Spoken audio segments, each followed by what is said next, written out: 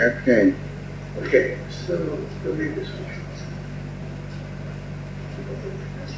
Okay? Okay. You've got a page. There. Okay. Who else?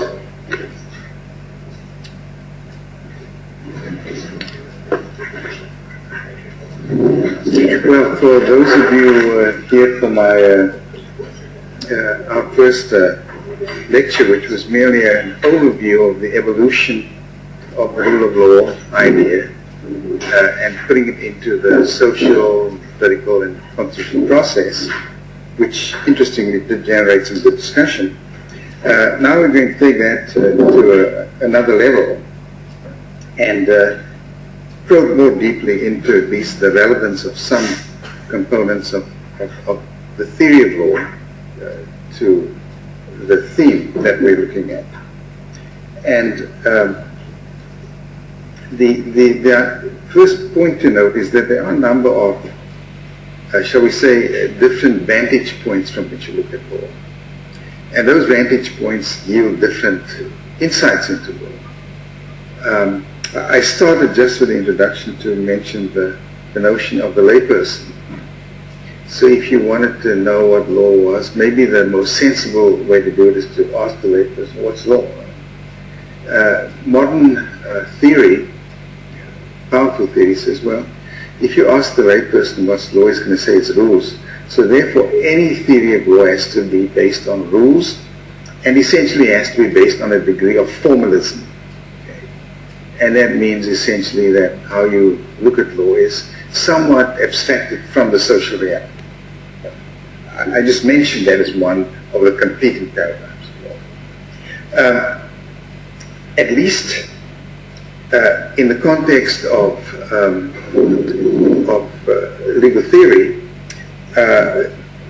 to short-circuit the history, of course, probably the most important historical influence on law was the influence of natural law. And there's a version of natural law in other cultures as well, so that if you were Muslim, the roots of the Sharia would be in God, and in effect would say that the Sharia is the expression of some version of a trans-empirical conception of law. You could roughly say the same with India if you rooted law in the idea of Dharma, because you say Dharma comes from this trans-empirical source. And in the tradition of Western culture, the natural law tradition is probably the most well-developed in terms of its relationship to the practice of law. And Thomas Aquinas, of course, was the great Western theorist of natural law. So natural law continues to influence law today, that's for sure. And just to raise perhaps an unfair point about natural law, the problem with natural law is if you base a decision on natural law and the decision is patently wrong, God can't be wrong. So it's not a challengeable proposition. And if you take a natural law, foundation of law, and assume, for example, that the rights to property are guaranteed by natural law, then the state has a very limited role to play in managing aspects of political economy in a more fair manner. And in many ways, the history of the Supreme Court of the United States during the New Deal had to do with the question of whether the rights of the commercial sector were rights guaranteed by natural law.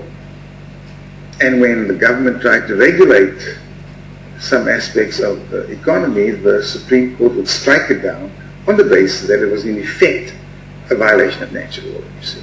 And that made it virtually unassailable legislatively or in the practical political arena. Some of those elements are still apparent today in the jurisprudence of the relatively conservative Supreme Court, so I just mentioned that. Now, in the 19th century, Bentham and others began to seriously assault this natural foundation of what law is, And Bentham used the phrase, well, you know, natural law is nothing but nonsense based upon stilts. And so there emerged then in the 19th century the influence of science on legal thinking, and broadly speaking we call that the influence of positivism. So positivism is posed as the antithesis of natural law, which is trans-empirical and can't be subjected to a human notion or finding of error or whatever, or a mistake. And so it's in the 19th century that, at least in positivism, achieves, under the influence of Bentham's friend John Austin, an extremely powerful imprimatur. It is the logical positivist theory of what law is. And that theory has broad implications today. It's considered to be the conventional view of law. And it has a certain beauty about it, in the sense that you have a simple model, it's elegant, you know, rather dumb politicians can more or less understand it, so there's currency. And the model is very simple. This is, again, what's law? Law comes from the sovereign, and to make it stick, he has a big stick to impose it, so his command is backed up by coercion. That's law. It's hierarchical, there it is. Easy to understand, it comes from there. And why is it regarded as scientific or positivist? Is because you have an identifiable sovereign. Not some God out there, but a real sovereign in the sea. And so that particular model became allied to the emergence in the 19th century and the 20th century that the most dominant version of the way life is going to be organized on the planet is through the sovereign nation state. And the sovereign nation state is the monopolizer of law. And in this sense you also say, well, and you can't challenge the power of the sovereign state to make its own law. Well, you can begin to see this as a problem in a global environment where there are multiple sovereigns. Okay? And then with the assumption that there can't be a sovereign above the sovereign, so that law in this sense is also, as the problem of what natural law might have had, namely, you can't really challenge it. So it opens the floodgates, if you like, to totalitarianism. And it's a model easily appropriated by totalitarianism and by the principle of unlimited government. See? And then, as Ivo reminded me about something we talked about years ago, and you look at the 20th century and the mass murderer of the planet is the state. But now what you've got is you have this very powerful theory to justify the way it's organized and the way it does business, and you can't challenge it. So that's sort of been the dominant conventional model even today. So Assad, that's his model, In a sense, the Ayatollahs have roughly claimed a similar type of model, and in many parts of the world, that's the way, the conventional way we're looking at it. And it's hard to challenge it. Now, challenges there were to this. And the challenges did not come from something that was an alternative to positivism, but a different version of positivism. And the key figure in the history of legal thought to do this was a chap by the name of Oliver Wendell Holmes. And Holmes did not like the idea of this model, which was understood as a legal formalism. Here's the form, and it's really completely separate from the dirty stuff of human experience, you see. And what Holmes said very early on in his career was that the life of the law has not been logic, it's been experience. Well, that changes the way you look at it. One guy's looking at law and looking for rules and and doesn't want it to be contaminated by experience. The other guy says, that's the most ridiculous thing you can do. You must look at human experience to find out what law is and how it works. So those were the two contending paradigms that came out of the scientific approach to law. Now, later, Holmes was asked to give a speech at Boston University, a few miles away from Harvard.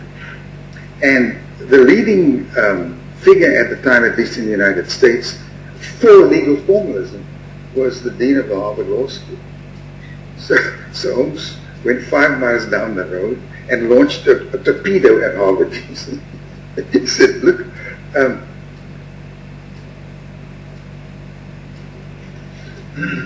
what is law? Nothing but the predictions of what judges do.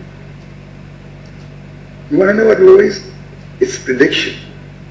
You want to have the most realistic way of looking at law, and in a somewhat irreverent tone he says, look at it from the point of view of the bad man.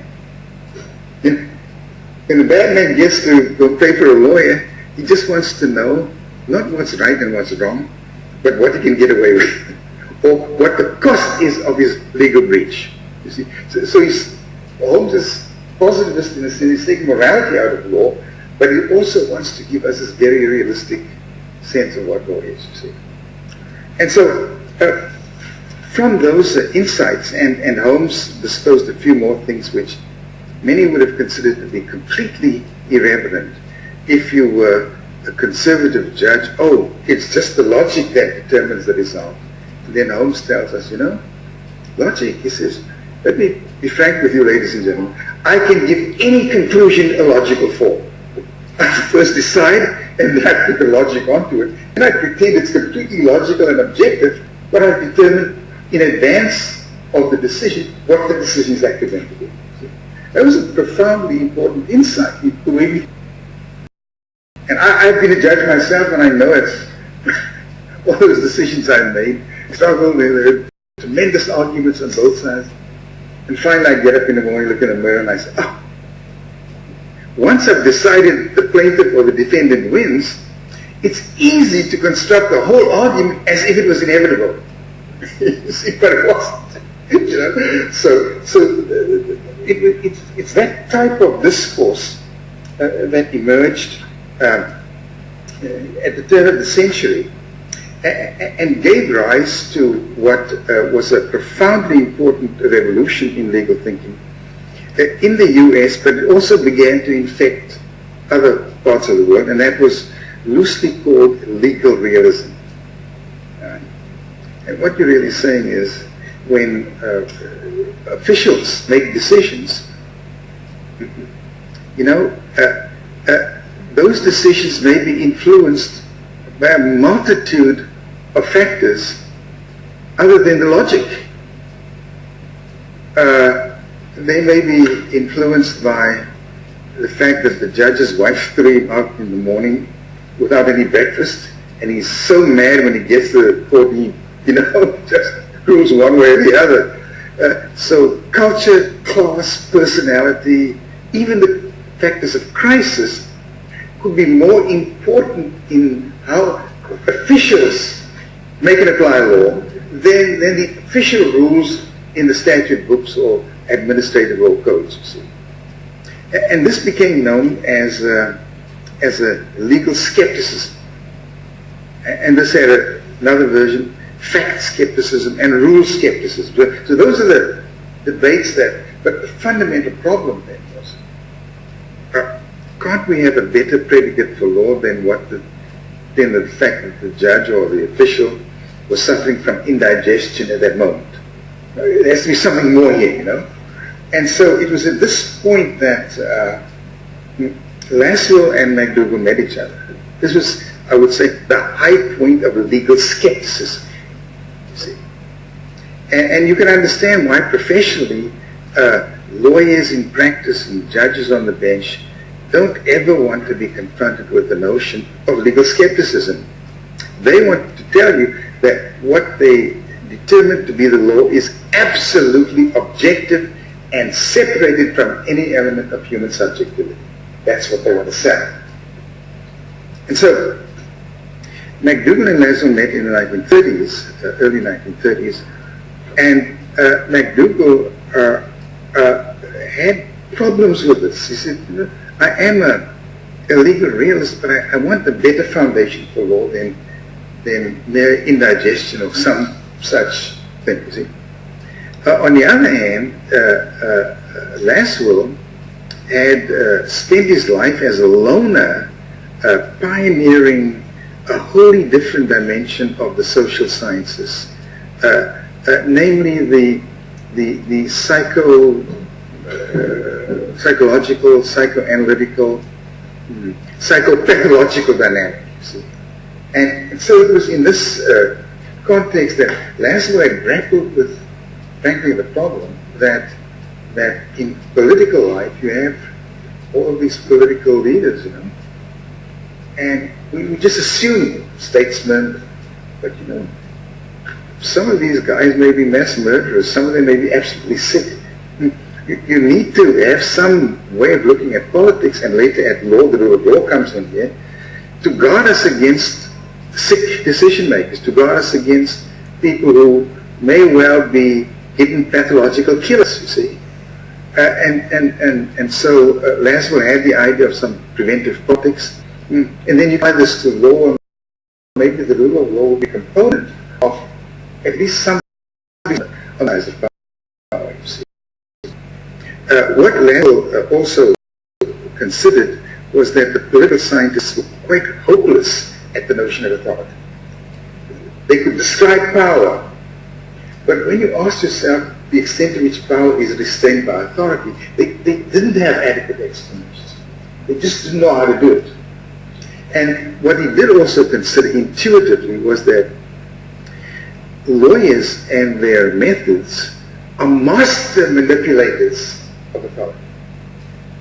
And you say, precedent, well, you can manipulate precedent as authority. There are lots of different things. Lawyers had a rich armory of tools to make authority a much more important component of the way in which societies make decisions. So that's really the background and the challenge. Now, the collaboration then between McDougall and Laszlo also laid the seeds for what we would now call the postmodern approach to law.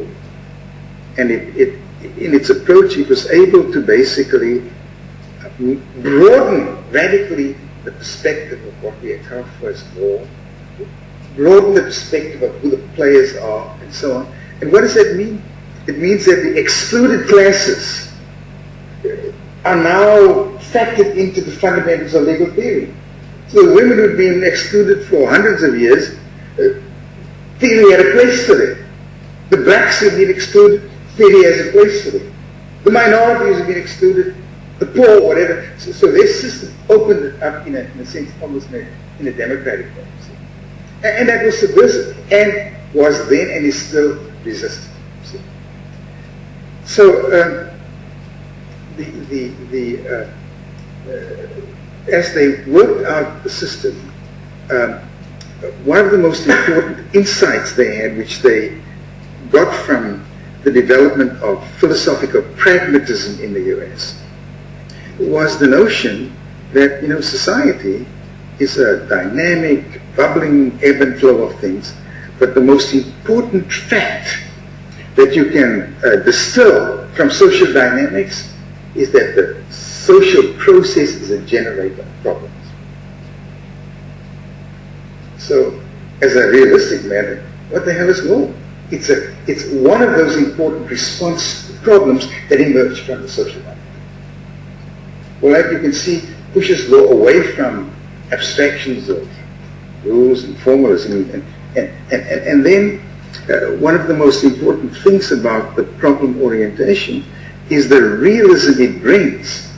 It forces the decision maker to look at real problems involving real participators in real live social processes. That is a significant change, and it's still very much a challenge. And many legal systems do not want to open up the floodgates for people's participation. They want to limit the number of people who can practice, what classes they come from, what races they come from, and whatever. And so this approach then would stress the notion, one, that since society is a producer of problems, you need to know more about the social process. You need a better description of what it is and where to locate the problems and define the problems that emerge from this process. So that notion, if I may just summarize very quickly, what we now get to is the idea that Page 10. this one. Oh yeah.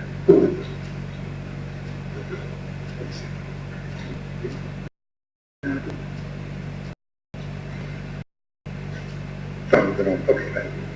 So I discussed in the paper, but fundamentally, if I can just summarize this in a nutshell, fundamentally, a problem is going to be a contestation for things that people want.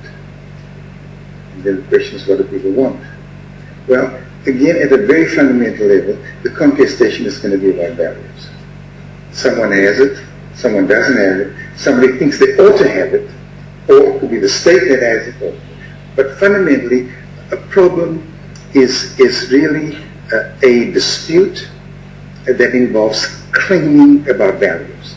Claiming about values, okay? Then you have the problem of trying to figure out what a claim is, the relationship of the claim to a problem, and then of course the notion of what values are. But to stop there for a moment, and then just say that so when we realize that we need a better understanding of what social process is, because problems come out and we need to know, what types of problems they are, where do they fit in, and so on. We need a better understanding of what we mean by social process. Now, to my knowledge, I don't know that we have a model such as developed by Laswell and McDougall in any other area of the law. One of the big problems of law is 90% of the lawyers these days talk about, well, it's important to understand the context. But then when you say, and what do you mean by context? There's no answer for it. Or they take some snippet of it. So this idea of law, society, context, problems, then you can begin to see these elements building into some relatively coherent system. And so the first and most important issue is, of course, problems are going to be contestations about values. They emerge from the social process. And so what we then are going to need is a more adequate description of what we mean by social process. Now, just to step back a bit, I use the word values here, and there's a bit of a history behind this. To my knowledge, the first anthropologist to bring some real attention to this in a disciplined way was the Polish anthropologist Malinowski. He did these studies in the South Sea Islands. And what he emerged with was a book called Crime and Custom in a Savage Society. What emerged was the notion that the rules, the crimes, the permissions, and so on, in relatively undeveloped societies, were all about needs, human needs. When you ask yourself, well, why do they have this rule of custom? It's about protecting a human need, it's about allocating a human need, it's about conserving a human need, or whatever, but they're all about needs. So Laswell and McDougall, right up until the early 40s, never did develop a complete system of human values, but they had several categories of human needs which they considered to be relatively universal. You find these in whatever culture you want to see. The conversion of needs into values was really completed after 1948, when the Universal Declaration of Human Rights was adopted. Because when you took the needs and you asked yourself, what other needs are there, then you could actually simply say, well, look, all of these needs are values in the Universal Declaration, and there are several others. So the great conceptualization of the Universal Declaration and its great contribution to understanding the scope of the values central to human satisfactions is that the Universal Declaration, now understood anthropologically, essentially distills into 8, but I think 9 fundamental values. That is to say, cross-culturally, you'll find these values everywhere. If there are differences cross-culturally, it's not about the values, it's the institutions developed to determine how these values are to be put into office in society. So yeah, they all have power problems, but one society may have one institutional mechanism to manage the problem of governance, and another may have a different system. So that while the institutions will vary, the values remain relatively constant. Now, getting back to the notion of social process. Well, what Laszlo and McDougall really emerged with in their collaboration was that there was this elegant and frankly quite simple way to describe social process. Human beings, the center, the human capital, human beings pursue values, that's where the human being and capital, through institutions based on resources. Now that elegant and simple form is almost like Einstein's E equals mc squared, but for the social sciences.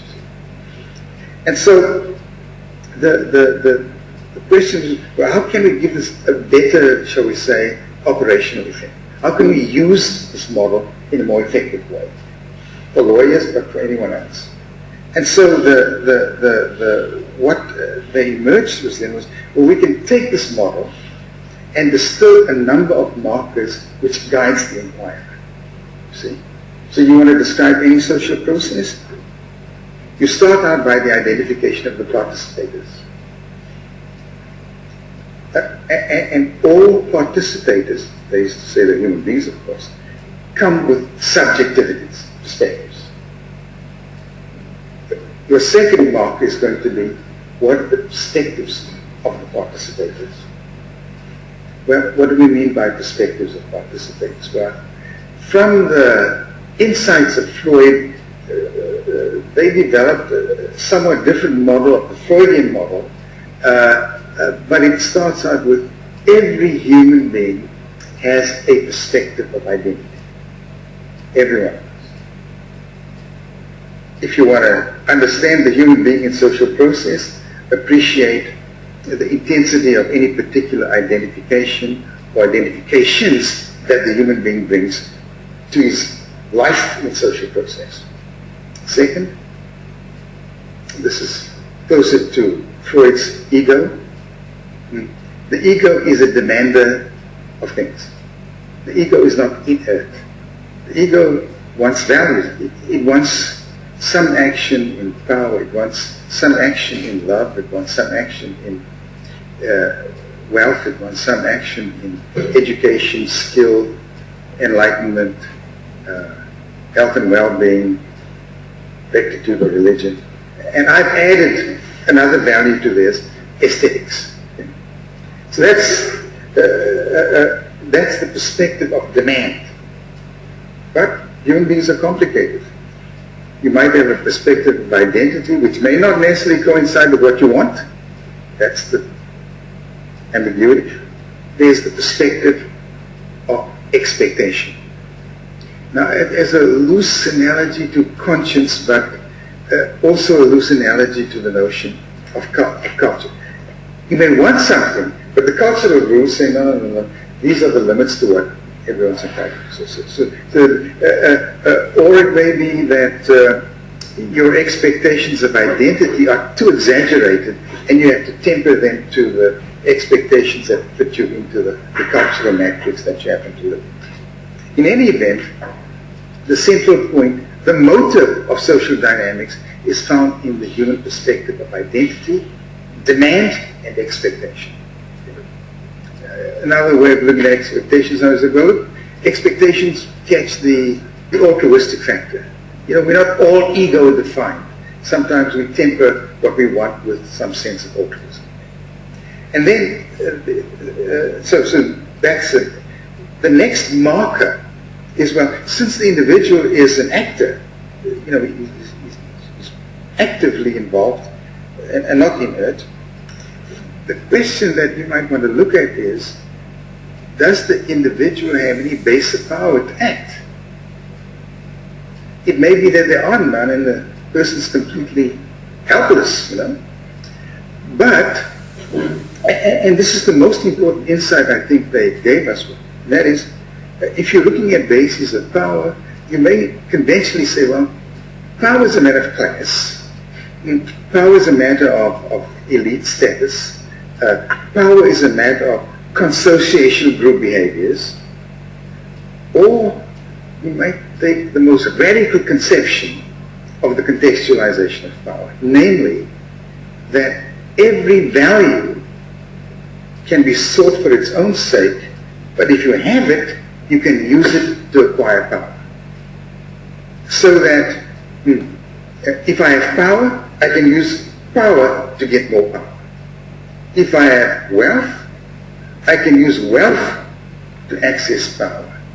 If I have respect, I can use respect or education or enlightenment or religion or whatever to access power. So what Laswell gave us was the most contextualized and broad conception of understanding the dynamic of power in society. There's no other social theorist, to my knowledge, that has come this far in the development of this thing. Okay. Then, of course, the actions of the participators are going to be located in arenas or situations. What are these ones? They could be functioning in a geographic arena, which would have some limitations. They could be functioning on an intertemporal time frame. So, a human being only lives so long, so to perpetuate my legacy, I set up a corporation and that goes on forever. Or my situation may be institutional, or the lack of an institutional dynamic to vindicate the value. Again, we can see this where institutions are more developed internally in terms of the nation state. But when we look for those institutional mechanisms to give effectiveness to international values, these are not as well developed. Or they're somewhat anarchic, in fact, and they often are subject to being undermined by players who do not want to see strengthened transnational, trans-state, or global institutional development. And then finally we heard yesterday about crisis. Well, crisis will often trump everything. Here we are, and we're looking at geographic and temporal and institutional limitations, and then we say, to hell with all of these, this is a crisis and this is what we're going to do. So the arena of action could involve geographic, temporal, institutional, and crisis factors with regard to the individual social participator. And then we come to the next marker, which is, okay, so here's our situational arena limitation. How do we act? What strategies do we have to act? Okay? To utilize our basis of power, if you like. And here we come to strategies are going to be either coercive or persuasive. So let's make some choices here. And if we're looking at strategies from a coercive and persuasive dynamic, then, well, diplomacy is certainly one, or the analog of diplomacy in other types of human institutions. Ideology, beliefs may be another, an important base of power. A strategy of action by having a better message and by being more influential with the ideology that you promote or invent, this case may be. And then we may come to economics, which could also be persuasive or coercive. We want to state to our enemies to behave in a certain way. So we give them economic indulgences. They are reluctant, so we hit them with sanctions. So, as we've tried to do with Russia. And then ultimately, we may have to have recourse to genuinely coercive strategies as those reflected in the military strategies. So all of these could be a part of that, if you like, social process matrix within the individual, within which the individuals operate. Lastly, the entire social process is going to be generative of the production of values, the methods of conservation, the methods of distribution, and the methods of consumption. In effect, the social process as a whole tells us basically what the score is. You know, who monopolizes the values and who has nothing, or how is it that we participate in the shaping and the sharing of the matrix of social processes. And then, of course, the effects are the institutional effects of the way society is organized, whether it's global or local or national. So that is this is actually an invention of Laszlo, which is namely the idea that to understand social process, you have to map it. And some social processes are much more complicated than others, so mapping becomes important. Now, what's the importance of the mapping? The map is important for the following reason. Every marker that I've mentioned is a generator of distinct problems. Okay? So it's important for you to know, oh, there's a problem here, but how does it fit into the social matrix? Oh, this is a problem that relates to identity. It's a problem that relates to basic demands for the basic values. This is a problem that's relating to the protection of expectations and culture and so on. Or it's a problem that relates to access to bases of power. Or it's a problem that relates to arenas where the key action is geographic, or maybe it's institutional, or maybe it's crisis, or whatever. But each of these generates distinct problems. So if it's a military problem, you don't want to be looking up. You want to know exactly where in the social process the problem is located. Who are the military decision makers? Where they function? What is the geography? So what this enables you to do is not only to map the social process, but more importantly, to map the constellation of problems or potential problems that emerge from the social processes. And why that is important is because people don't talk about this too much when we talk about prediction. Well, it's a hell of a social advantage for a government, or a theorist, or whatever, to be able to predict problems before they happen. You see, the map permits you to do that in a much more systematic and to reappraise it. And if you map the problem and you figure out how to solve it, that may generate new problems which require new mapping, etc., etc. But it's a way of being much more systematic about it. Now, to take this just one step further then, I just wanted to stress one last point here. Of course, what creates problems is really the problem that the social participators claim. So, if you like, the outcomes of the social process would involve every social participant having an explicit or an implicit requirement of something in that matrix of things I mentioned. And then what that means is that, and why it's important is that if no one ever claimed anything in society, then hypothetically you have an absolutely static society in which nothing happens and nobody wants anything and nobody gets anything. That's not a possibility. Social processes are far too dynamic for that. So that's why it becomes important for us to better understand claiming. You take the example of the fall of Russia, of the communists in Russia.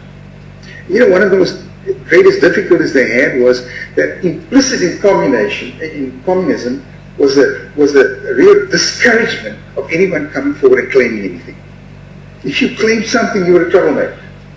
So when they had their early elections, nobody wanted to come out to vote because everyone was there. If you can't claim your rights, you're not going to have them, basically. And that's why it's an important part of understanding the dynamics of claiming with regard to every marker, your claim to identity, your claim to values, your claim to expectations, your claim to bases of power, your claim to geographic space or temporal space or institutional space or whatever it may be, all the way down. That's really the systematics, not as well understood. That's what's been there for many years now. But there are very, very few people that have actually wanted to grapple with the way in which he sought to grapple empirically with the problem, see. And in my opinion, it's not a lot to learn, but goodness me, the insights that you can generate are so profound that at least it seems to me that we will be improving a great deal of our public policy and our understanding of public policy questions if we would just grapple modestly with these markers and so on. Now, just to understand that, but just 2 minutes. Okay. So I won't go through the thing. But now,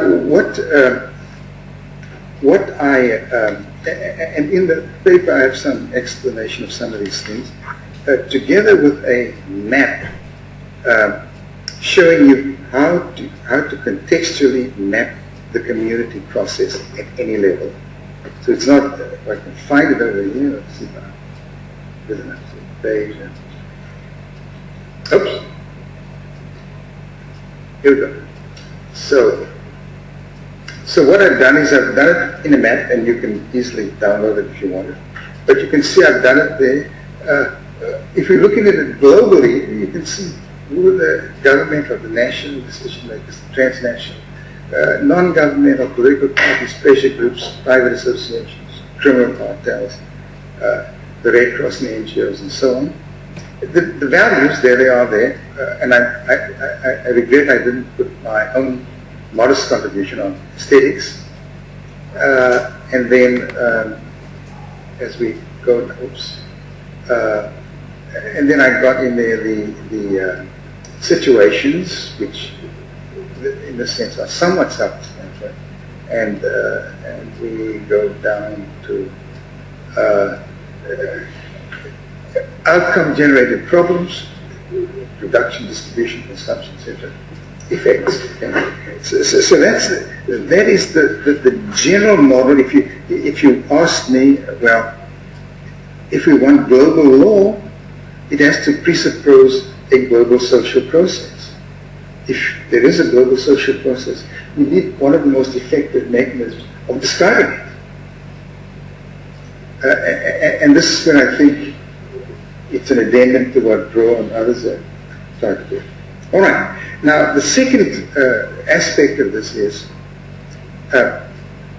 one of the most important outcomes of the social process at any level is going to be the constellation of claims about power. So that in society at any level, you should be able to have the tools to identify as one of the major outcomes of social process a discrete but clearly identifiable process of effective power. Now, the importance of the process of effective power permits us to focus on, well, I explained here the presumption of the notion of community is central to our idea of social principle. The term community may mean everything and nothing. However, human aggregates may disclose levels of intensity of interaction in both their perspectives and their operations, which transform aggregates into communities. That's, as Big was talking about those other aggregates, but that's an insight that's worth okay?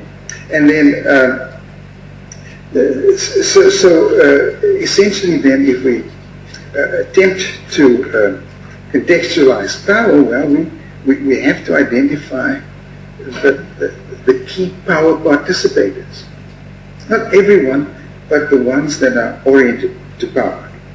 So certainly there are governmental, political parties, special groups, terrorist organizations, crime cartels, and so on. So once again, we can identify those participators that are central to the disposition of effective power. Okay? Now, what's the importance of understanding the process of effective power is the next question, and how exactly is power exercised?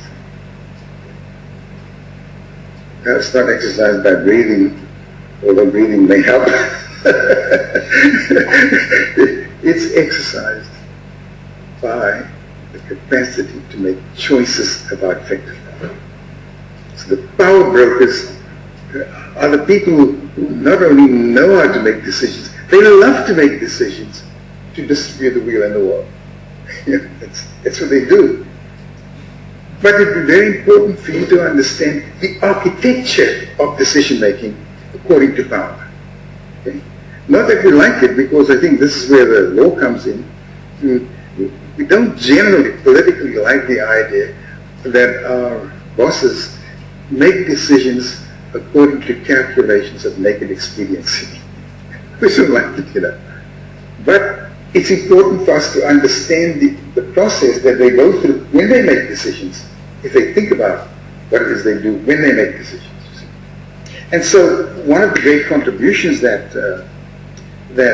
Laszlo and Bandura gave us here was the architecture of decision-making itself. That essentially applies both to law and to those decisions made according to expectations of naked authority, naked power. Okay? So what preoccupied Laszlo was certainly the idea of understanding what types of social circumstances facilitate the gravitation to the institutions of power by certain types of personalities. And so he's really responsible largely, although there's some others, for looking at the interrelationship of power and personality.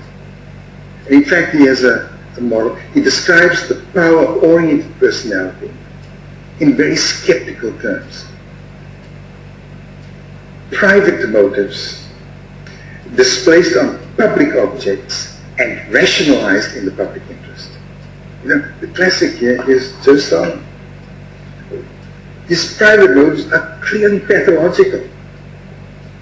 But he talks of he's the grandfather of socialist humanism, you know, justifying it at the altar of the public interest in the socialist man, or whatever the deal was. So Laszlo and some others of his generation developed some very powerful ideas about the power-oriented personality, the authoritarian personality, the totalitarian personality, the democratically oriented personality, and the psychopathological personality. And sometimes you have a combination of these. So with Stalin, it's totalitarian plus psychopathological. With Mao, it's authoritarian plus psychopathological. With Hitler, it's totalitarian plus psychopathological, and so on and so on. So maybe those are not generate as much interest or traction these days, but I think we would find there are many insights in this literature that explain Putin better than the stuff we're getting now, and so on. So,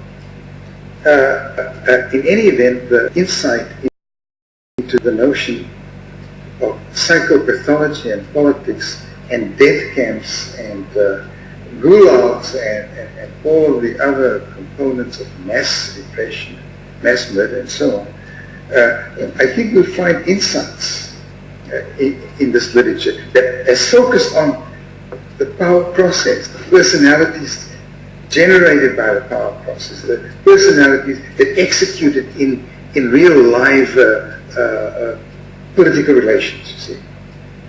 And so,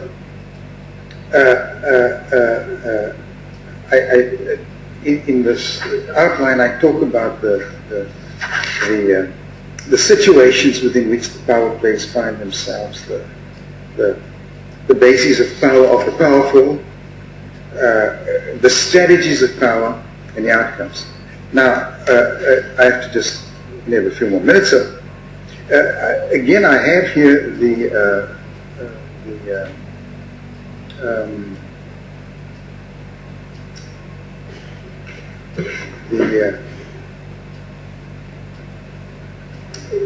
contextual mapping of the process of effective power. And what I've got here is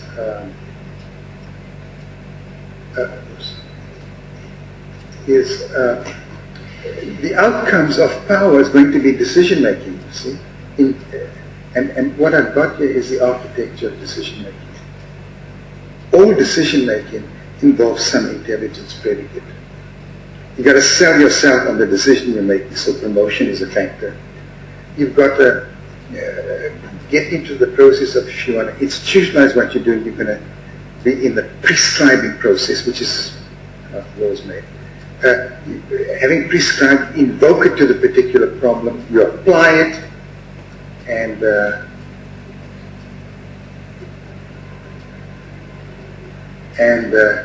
after you've applied it, you terminate appraisal. Okay?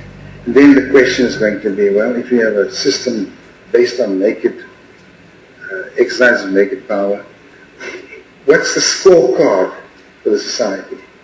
What's the state of the public order? What's the state of the distribution of values in the society? Okay. Now, it's from the process of effective power that we begin to see you cannot talk about law with without some element of coercion. So the question is, how do you get from naked power to authorized competence? That's the challenge. Our literature in the West, at least, is, in the communists, they said, well, no, there's no authority. Law is just a mass exercise of naked power by the ruling class. You see, that's it. You know? There's no authority. Why even consider that, you see? But the mantle of authority has found resonance, particularly after World War II, you know, with the lessons we've learned from that. And so one of the important things that we can do theoretically is to understand the relationship between effective power and constituting power as the authoritative exercise of power. You see. Now you can't do that by sucking your thumb, you know. You're going to have to basically understand the power process and then figure out, okay, if they negotiated a constitution, how do they allocate or distribute the power, who's exercising it? You have to go through those things to understand. There may be some instances where authority is weak, and there are other instances where it's extremely strong. Or, as you see in the United States, we have a system in which the Supreme Court has said politics is up for grabs. If you've got the most dough, you can buy your way through anything, and the Supreme Court will sanctify it. So even if you have a written constitution, there's still behind the written constitution, if you like, a behavioral constitution.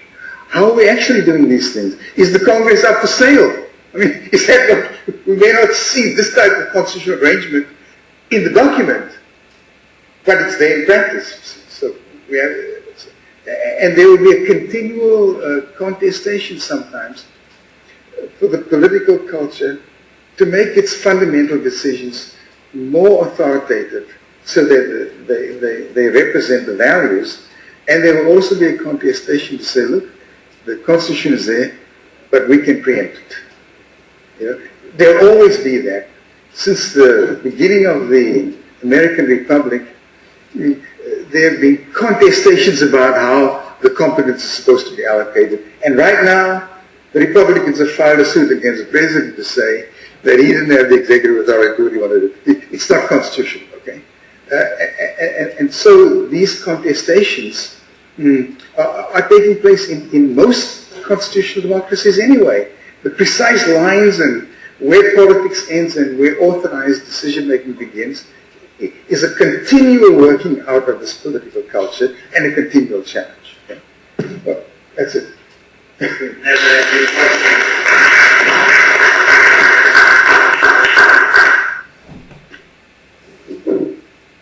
Questions, comments for Winston? Well, I mean, very interesting lecture, and I think that these American examples are the last part for many other countries. It's impossible to put in consideration all basic groups.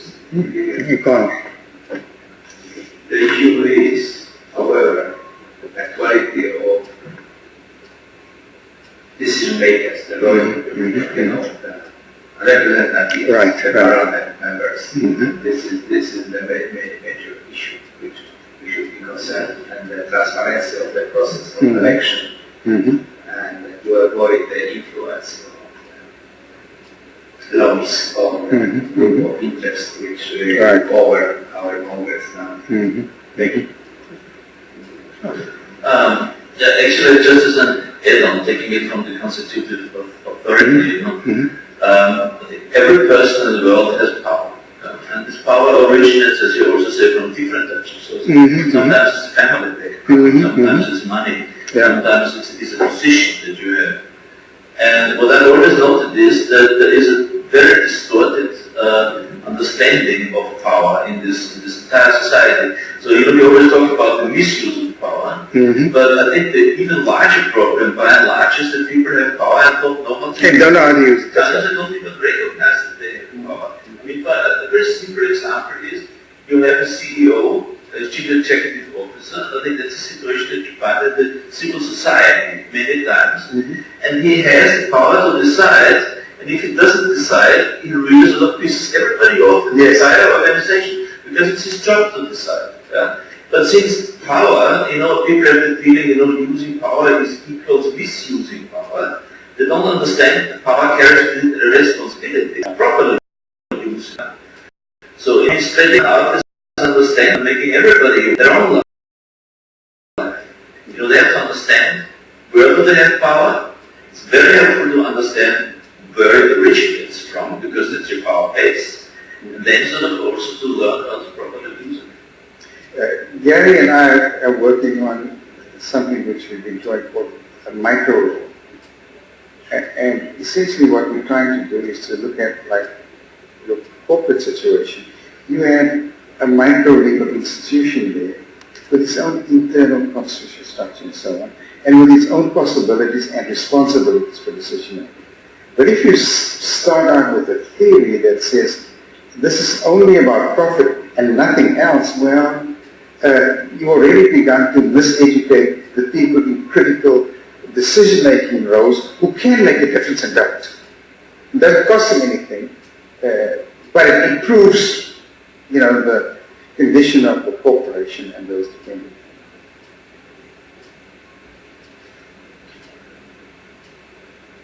Just thinking about the absence of misuse of power, not only misuse of power, but absence of it, like voters usually do, so if you are in power, the kind of power, you are, if you are not using it, it's also big trouble in the social dynamics. That's right. So one of those things that we try to do, at least education if we can, is to have people have a better understanding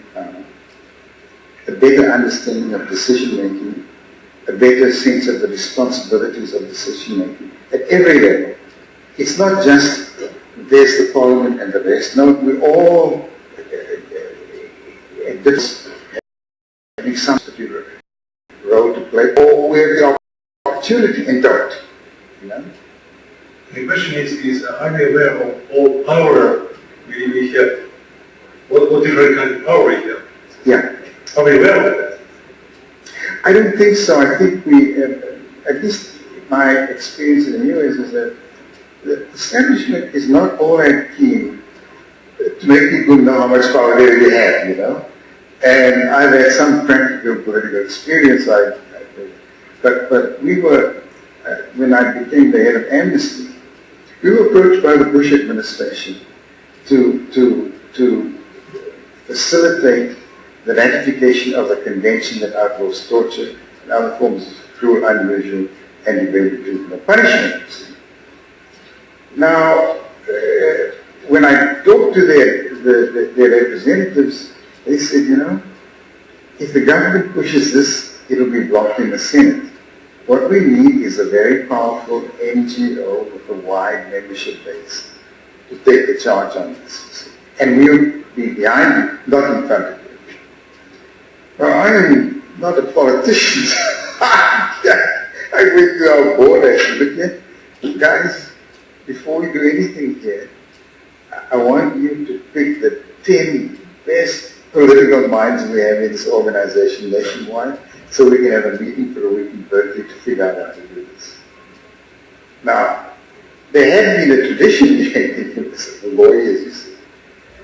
Lawyers would write memorandum after memorandum as to why it was clearly no question that you should verify these treaties, and the lawyers would just ignore. No one had. So I said, we need another memo on this, like we need a hole in the head. So I called this meeting, and these political guys were very sharp, and they had a series of questions for me. So, how many guys in the Senate Foreign Relations Committee are in trouble politically? I don't know. Let me tell you. This guy, that guy, that guy, that guy. Oh, yeah. How many Amnesty members do we have in a guy's state? 5,000 there we go, 8,000 there we go. Good.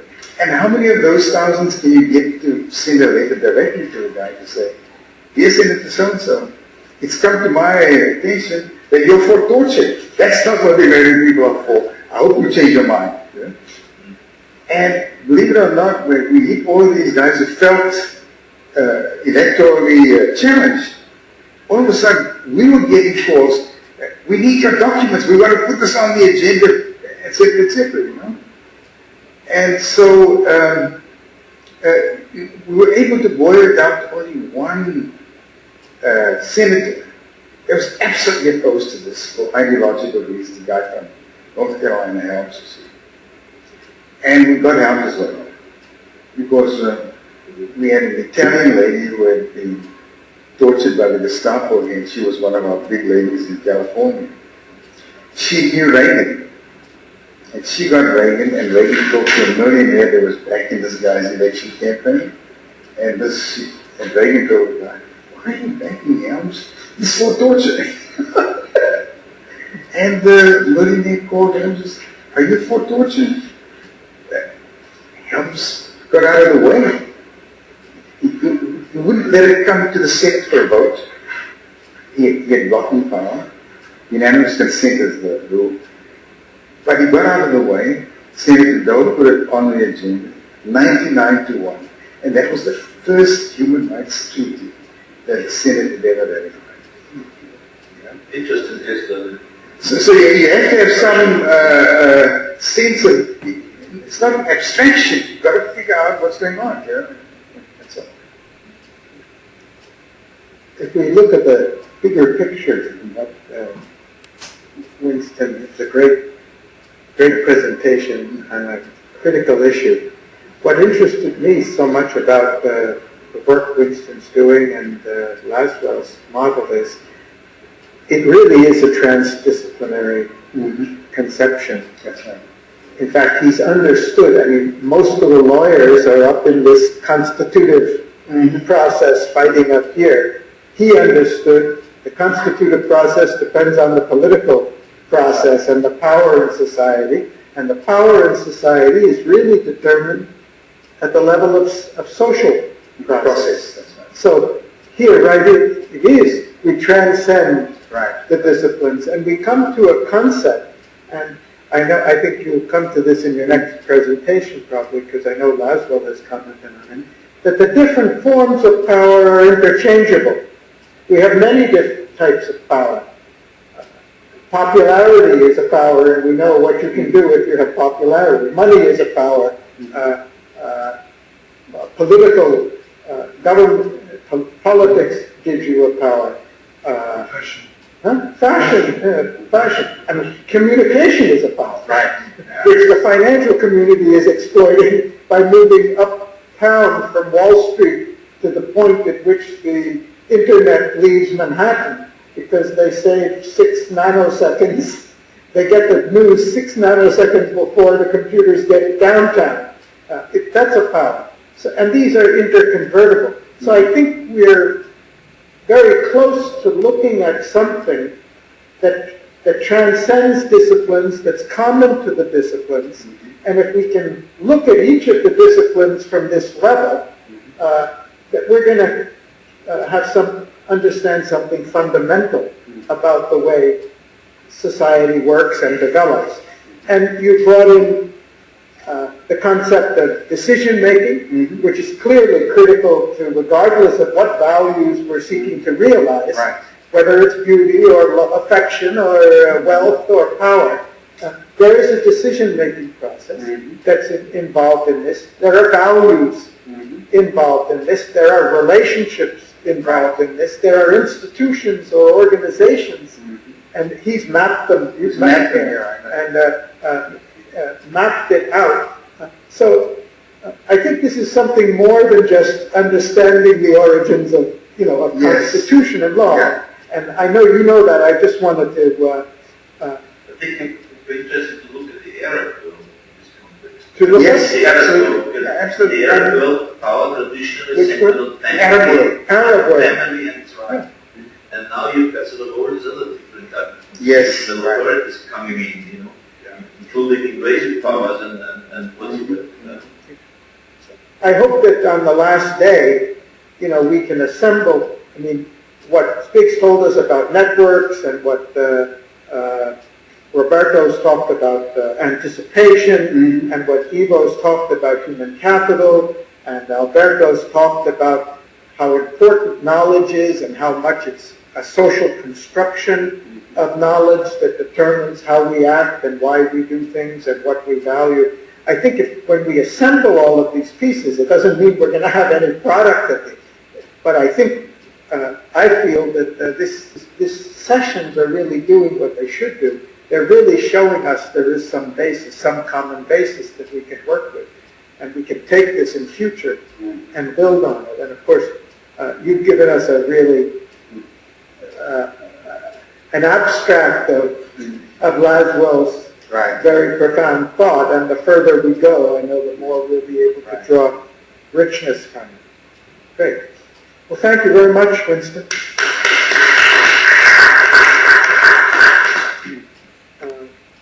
We got started a lot late because of my technology blunder, but